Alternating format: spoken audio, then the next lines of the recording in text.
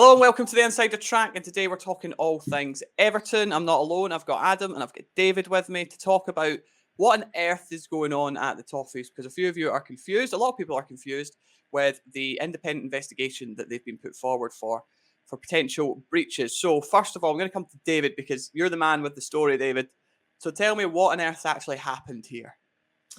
Yeah, so, a sudden sort of announcement on Friday that Everton are being referred to an independent commission for their sort of accounts over a 3-year period, ending with the 21-22 season. So last season came as a bit of a shock to people at Everton. They have been working closely with the Premier League over the last couple of years or so because they knew that their losses would exceed what was allowable under the Premier League's profit and sustainability guidelines.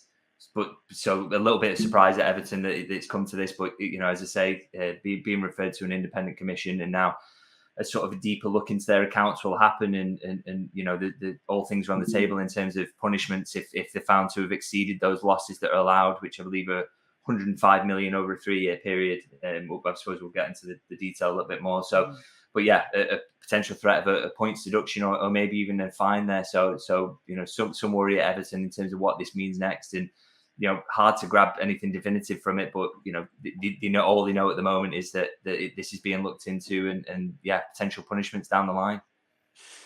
So Adam, David spoke there about the allowances that they're in for breach of profit and sustainability. So can you talk to me about how they've breached that? Why have they actually been put forward? What are the regulations that we're talking about here? Yeah, well, I'll try and avoid sending you both to sleep because it can get on this financial. Not at all. Yeah. Well, I mean, David mentioned there's 105 million pounds, the permitted loss limit over a rolling 3-year period. So, I mean, if you look at it on face value, the last 3 years that are registered for, because we are still waiting for their accounts for 21-22 in the next couple of days, they've been audited by the Premier League, and that's essentially why they referred them to the independent commission. But yeah, 370 million pounds over the last 3 years we've got. So I mean, if you look at that on face value, you're kind of thinking that's almost 4 times the loss limit. So you're kind of wondering how on earth can they justify claiming to have not breached these rules. But then there are quite a lot of moving parts and a lot of variables. So the way that their assessment windows work, there's this next set of accounts that are coming in, and we're kind of expecting a lower loss there, albeit a loss. So their 2018-19 loss was, I think, was about 110 million pounds. So that's going to be effectively wiped in FFP terms and replaced by the next loss, which I think from what I've seen, most projections between sort of 50 and 70 million. So you kind of take off 50 million from that 370 million figure, you're getting more towards 300 million. And then there are also allowances for COVID and things like that. And Everton put this analysis out last year saying they estimated that to be about 170 million quid. I mean, that did raise a few eyebrows. Like Aston Villa did another analysis that was estimating the same impact to be about 60 million quid. So, I mean, we can get into the sort of the long grass with all that. But then if you just look at the kind of raw data, that takes them to 125, 130 million quid. So all of a sudden, that's looking quite a lot closer to the 105 million pounds. And you can understand why there has been that sort of ambiguity about, confusion between the Premier League and Everton about whether they are in contravention of the rules or not. So that's kind of nuts and bolts of it. I mean, we can have probably a conversation all day about, the interpretation of the rules and, how they've been implemented by the Premier League. I mean, there's all sorts of criticisms of FFP from a kind of meta perspective, not least of which is, the fact that Everton are probably going to be, they are the only team who's ever been referred to the commission on this basis. The Man City stuff was for, separate charges, 100 or odd of them, and that's more to do with obfuscation and obstructing the Premier League in their investigations. This is actually for the financials themselves. So, I mean, we might cover this in a little bit more detail later, but there isn't really a precedent. We know what the Premier League can do, what powers they've got in terms of punitive measures. But, I think it'll have a long way to run, this one, in any case. David, Everton have not been shy in spending money, even though they find themselves probably not where they want to be in the league. But they have spent well. They spent well for Benitez. They spent well for Ancelotti as well. They've spent well for Dyche. Well, they will. We think in summer, I should say.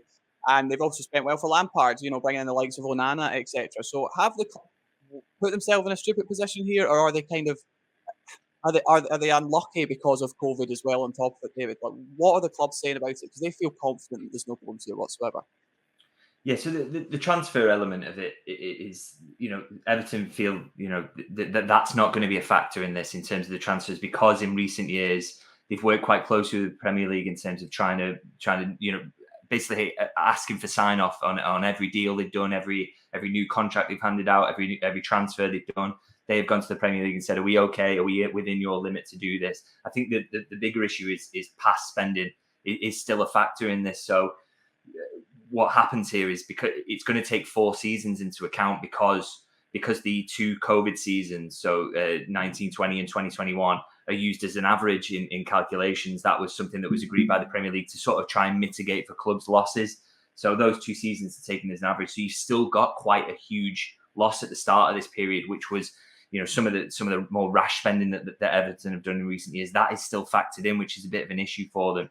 So the problem is that Everton, obviously, that's been known about by the Premier League for a long time. So the fact that that's now being factored in and counting against Everton, I suppose, is something that they're a bit wary about. They have been more careful in the spending in recent years. You look at some of the big sales that they've made. For example, bringing Mikalenko in, that had to be funded by Lucadinho going the other way. They have been cautious about things. I think of the Dele Alli signing, that is on the books at the moment, and probably will end up being in total, goes down as a free transfer, because Everton only agreed to clauses in that case, and although that could have totaled 40 million, he's never going to reach those appearance clauses. He's never going to reach the goals clauses, and the likelihood is that, my understanding is that they would just rather pay off his contract than pay those out. So Everton have been much more careful in terms of transfers in recent years. So the spending really has been curbed a little bit, which again has been done in conjunction with the Premier League. So there is some surprise. I think the biggest issue here is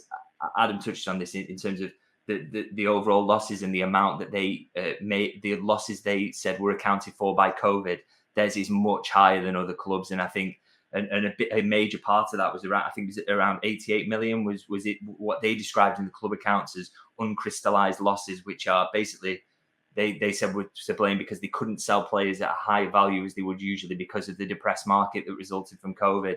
Now, no other club had an amount anywhere near to that 88 million that they're claiming, on top of the actual COVID losses that they could account for, which was 82.1 million.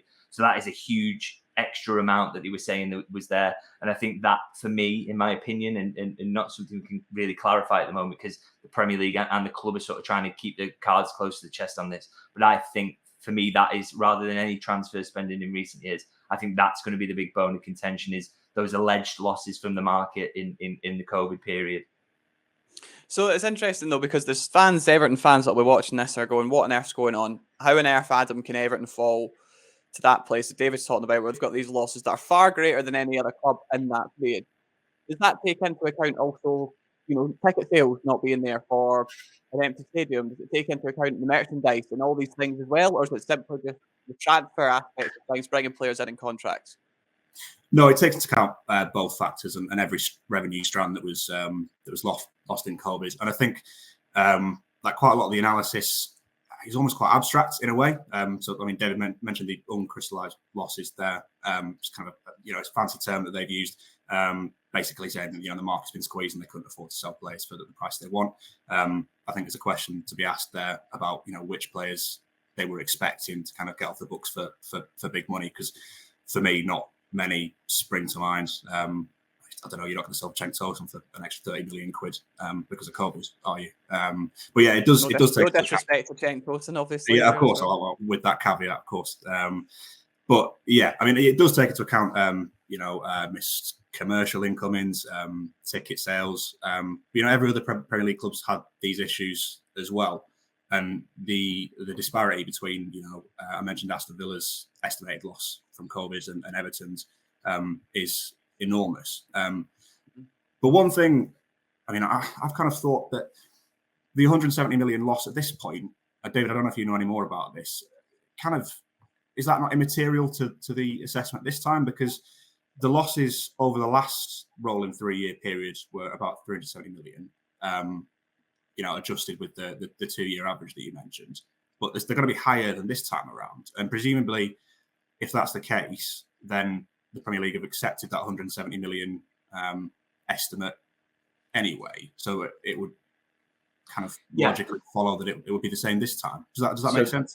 Well, this is the interesting part, and I think why there's some suggestion from not necessarily from the Everton side, but I know supporters in particular are feeling like this is a little bit of a political move. Is that the losses are likely to go down, aren't they? Because the loss in this next period, this season that they're just about to report for, so the 21-22 season, the losses are not expected to be quite as heavy. So the overall losses over the 3-year period, as you say, or three-year rolling average, when you consider, I suppose 4 years when you consider the COVID element, I suppose overall is probably not likely to be as much, or is expected to maybe slightly go down.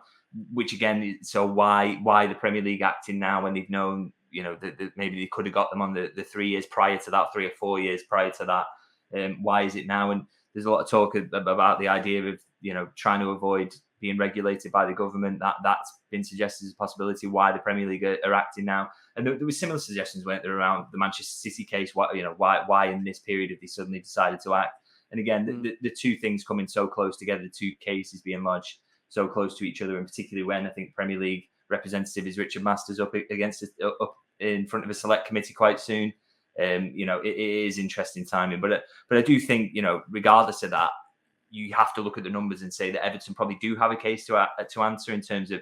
I would like to see a greater public explanation of those 88 million in uncrystallised losses. I think it's fair for the Premier League to ask that question, but that they weren't asking that question prior to now is certainly interesting.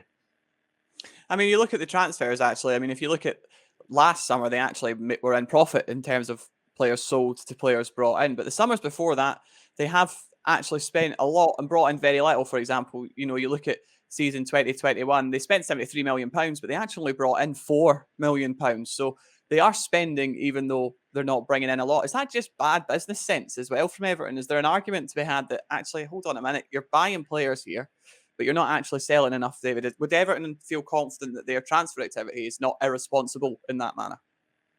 Yeah, I think you've got to say, the stuff that won't be on the books at the moment in terms of, you look at the Anthony Gordon sale, the Richarlison sale, for example. So they are trying to balance the books. The problem they've got is that the way that is panned out, the way it sits on the books in terms of how you add transfers and transfers out are coming as sudden cash, don't they? Whereas transfers in are measured over your books over the period of a contract. So it's, I think that they don't feel they have a case to answer on the transfer stuff on the basis that, as I said, they've been working closely with the Premier League on this aspect of things. They've been asking for sign off every time they've handed out a contract. The same with transfers. Can we do this? And that is not something, by the way, that they had to do. That was something they voluntarily did, knowing that the numbers don't look great in their books, and therefore they wanted to sort of have that transparency and work closely with the Premier League to avoid a situation like this, which again is why I think there was such sort of shock that the Premier League has very suddenly kind of acted against Everton, because they had worked so closely with them. But again, it's like I say, I just don't think it's going to come down to player trading outside of maybe asking, okay, why has the depressed COVID market affected you so much more than the other clubs around you? And that is the thing that I likely expect Everton are going to have to explain to this independent commission, and whether they have the answers or not, we don't quite know yet. David, do you know? Sorry, Fred. On you go, Adam. No, go on. Yeah, David, I was just going to ask, do you know that liaison process with the Premier League? It only ended a couple of months ago, ultimately, didn't it? Do you know if that was done on a sort of real-time basis, or was it done on historic books? Because if it was done on a real-time basis, I mean, it does kind of reinforce that point that why the Premier League acting now, because surely they would have been able to forecast it. And this is one of the mechanisms that you touched on the independent regulator before. One of the mechanisms that they want to introduce is real-time monitoring of club finances with the kind of explicit aim of helping clubs avoid situations like this. So I don't know. It just seems kind of hard to marry those 2 points together in terms of the timing. Yeah, my understanding is that it was sort of working in real time, and I do think it is absolutely something that should, if there is an independent regulator brought in, or even if there isn't, maybe this is something the Premier League should adapt to now and add to the way it's organised is that there should be some sort of real time monitoring of explaining to clubs when they're about to breach FFP rules, or this is what you're allowed to do. I know a really good example is that La Liga do it, don't they, in terms of they tell clubs what they've got to spend for the season ahead because there's constant monitoring of the books. We've seen it in terms of how Barcelona's finances have been managed terribly, but at least the league was constantly on at them saying this is what is open to you in terms of your spending ability. So, Everton have effectively been working with the Premier League in that way, in that period, and that's why they feel that they were surprised by these charges. But I think, I think that's Just something on that that, needs to be. sorry, David. Just on that, they're surprised by the charges. You're saying that it was happening almost in real time. Why has it happened now? Are Everton a victim of the times, really? Where you're talking about independent regulation, you're seeing the Manchester City situation. There's also Chelsea in the news over recent days, although that's a little bit different. But you understand my point. It's there, isn't it? It's prevalent, and it's something they're trying to kind of crack down on now. So are Everton the first kind of case of that happening? And are they unfortunate in that instance? Or are they genuinely just, in trouble here? Well, I think there's a mix of both in terms of, like I say, I think there is a case to answer there, and I would like to see a deeper explanation of that COVID loss additional to the actual COVID loss that they reported. I think we do need to see that, but there is an element of that political motivation in terms of wanting to fend off government intervention in the Premier League. That is definitely a factor here, as it was in the Manchester City case, and also you can't forget that there's pressure from Burnley and Leeds as well. That's 100% a factor. They wrote to the Premier League last season. And I mean, in Burnley's case, okay, they look like they're on the brink of coming back up, but, they were relegated last season. Everton stayed up, didn't they? And Burnley were one of the teams that went down, and Burnley will probably point at that and say, well, okay, what about a year's worth of loss of Premier League earnings, Premier League broadcasting contracts? They won't be happy about it. And you wouldn't be surprised if Burnley were considering legal action if a case was found against Everton, because, them being deducted points this season or maybe next season, if it rolls on for a little while, then, that doesn't do Burnley any favours, does it at all? So I think pressure from clubs is also part of it. Although whether Leeds, after they stayed up, maybe took the pressure off a little bit, we don't know. But, I think pressure from clubs is probably a part of it as much as like I say, the political elements of the situation. Yeah, I don't want to be the skeptic, but you do feel that if clubs are in and around Everton have the opportunity to maybe throw a jab, then they're probably going to do that, aren't they? Adam, what happens next? I'm an Everton fan. I'm sitting here going, what on earth happens next? I know that's a very wide varying question, so perhaps you and David could share it. But what actually happens now? Do Everton have to go to court? Have they got people coming in checking the club? Are we going to have, we've seen the days where clubs have been ransacked, haven't we? Paperwork. Is that what's coming? What happens next? Well, there's sort of two answers to that question. I mean, one, procedurally, we do know what's going to happen. So it's been referred to this independent commission, similar to the City case. I think that's a 3-person commission that's chaired by Murray Rosen, who's the Premier League's chief, Casey, as it is now. Beyond that, I mean, we don't know a huge amount in terms of the inner machinations of how that works. It's a private procedure, and we'll only sort of hear about the next stages of that when the ruling's given. So there's not really a huge amount more we can say about that. We can kind of speculate about possible outcomes. I think I mentioned before. So, points deductions, fines, the possibility of a transfer embargo, or even a spending cap, which isn't something we've seen before. They're all possibilities if indeed Everton are, found to be in breach of this, which we're not saying for a second that that's a foregone conclusion. So yeah, I mean, those are the 4 options. You can kind of talk about which are the more sort of favourable for Everton. I mean, I was kind of thinking, a spending cap might not be the worst thing for them, possibly, at the moment, because I mean, they're going to have to rein the spending in to comply with FFP rules next season anyway. So and they've got a manager who could probably work quite well under a spending cap. I imagine anyway. So. Yeah. It's horses for courses, isn't it? And Daichi's the man to work with a limited budget. But yeah, I mean, I don't really want to go into kind of my instinctive decision with this because, I mean, well, I'm going to be the journalist and presenter and say, why not? Go for it. There's so many moving parts within football governance at the moment, and the independent regulator and their political motivations have been speculated about a lot. And I kind of think it's impossible to argue that isn't a motivation here, but that doesn't necessarily decredit, the meat on the bones of the Premier League suspicions and their arguments. So, you can probably talk about, a wider point and about how the Premier League's operating, and whether it should have taken this long for them to start baring their teeth with things like this.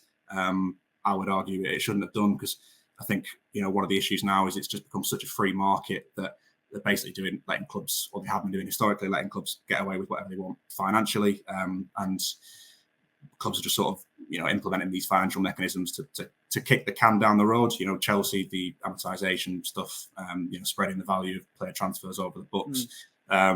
And fundamentally, I just don't think it's sustainable. But yeah, I've probably gone off a little bit of a tangent there about more kind of meta issues rather than the issue at hand. But yeah, I mean, we can't say solidly what's going to happen. It's kind of just a question of waiting for procedures to play out. I think the one thing that's worth mentioning as well is that whatever punishment Everton face and things like that, we've got to think about fans in this thing as well. Is that it's slightly ridiculous that no time frame is given by the Premier League. It's all done behind closed doors, and as you say in the statement, the next we will hear about it is whether Everton have had a points deduction or a spending cap or fine or whatever.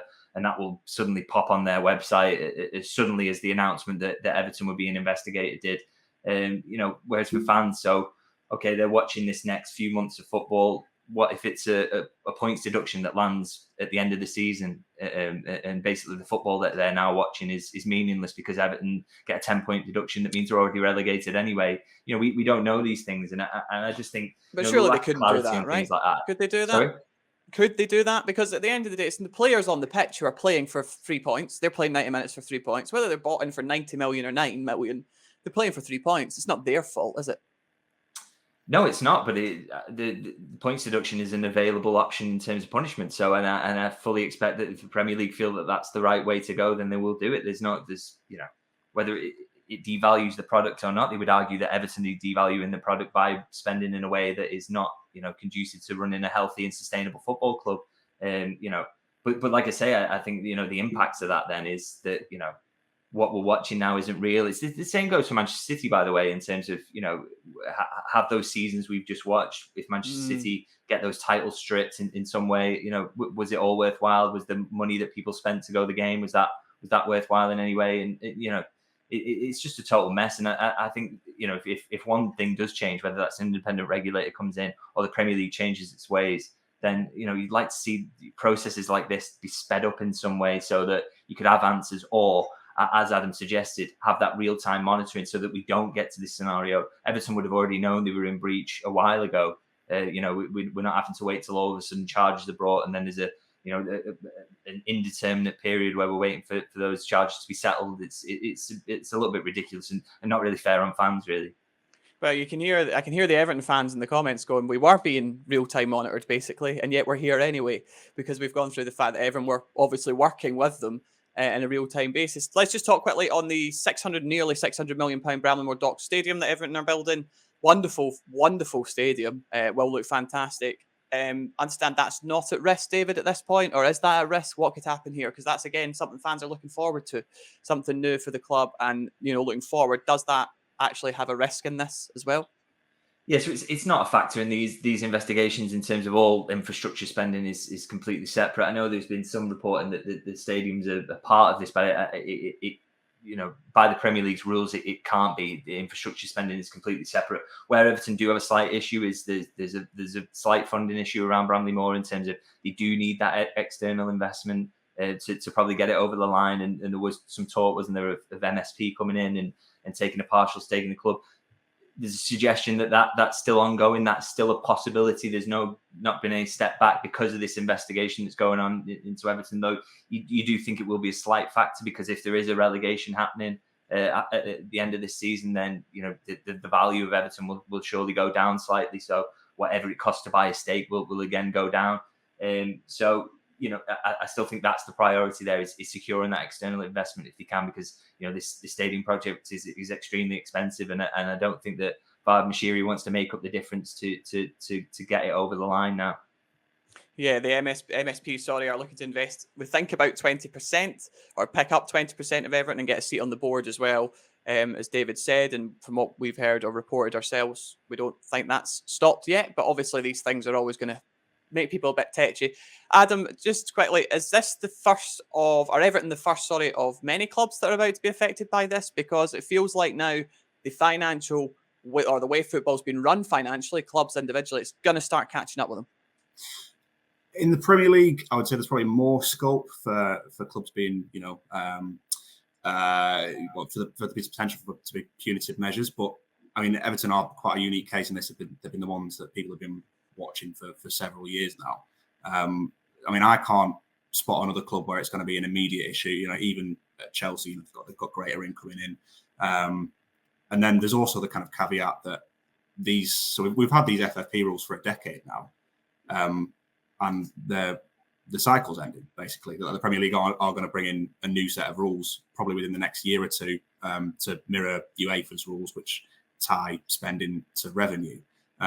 So in terms of how that transition process is managed, we haven't got any detail on that. And I think that kind of throws into doubt the kind of criteria it would take for other clubs to be punished. I might not have articulated that brilliantly well, but I think it's kind of an ever-changing environment, isn't it, at the moment? It is, yeah. Really know, the sands are just shifting so often at the governance level that it's kind of impossible to say with any certainty. It kind of depends how strict the loss limit is under the next set of rules and how that transition is managed ultimately. David, what should Everton fans look out for over the next couple of weeks or moving forward to the season? Is it just a case of don't worry about it, forget about it, and focus on staying in the league, or are they going to be able to do that? I think they've got to, haven't they? I think that the main focus, we don't know timelines, as I said. I don't think it's going to be a speedy resolution, I'll say that much. So I think all focus has got to be on trying to keep the team up. And Everton fans have had a big influence on that last season in terms of turning Goodison into an absolute bear pit. I think they need to do that again. I think, there's some tough fixtures coming up in Everton. They'll need the supporters behind them because, as far as they know at the moment, this is a relegation battle that they can win and the 2 points above the relegation zone. So put all focus on that and trying to secure a good outcome, and then the rest will ultimately look after itself down the line. And, we just have to sort of sit tight and see what happens from here. Yeah, that's certainly one that's going to roll on and to keep an eye on. It's not a short story, is it? So it's going to go on for a while, and we'll see what happens. As you talked about shifting sands, Adam, things change into the future in terms of how clubs are able to run things, bring in players, financials, etc., etc. Keep an eye on Football Insider for the latest on that. David's been on the ball. Adam is obviously our financial man, so he's been on the ball on all things as well. You can find them both on Twitter. You'll see their wee names pop up on the screen right now. Well, I'm going to go and sit down because I have to bring it up at some point. Scotland beat Spain last night, so it's been a good 24 hours. Cheers, boys. Nice one. Cheers.